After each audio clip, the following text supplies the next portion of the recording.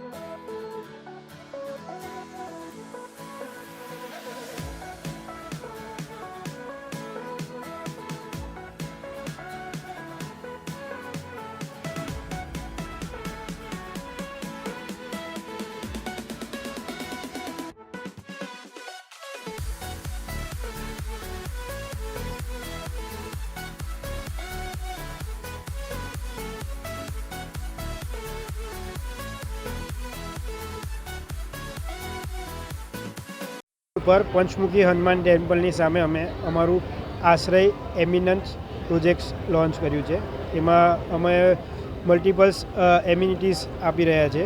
એમાં basement, ground floor, first floor, second floor સુધી પોડિયમ્સ પાર્કિંગનું latest concept અમે બરોડામાં લાવી રહ્યા છે।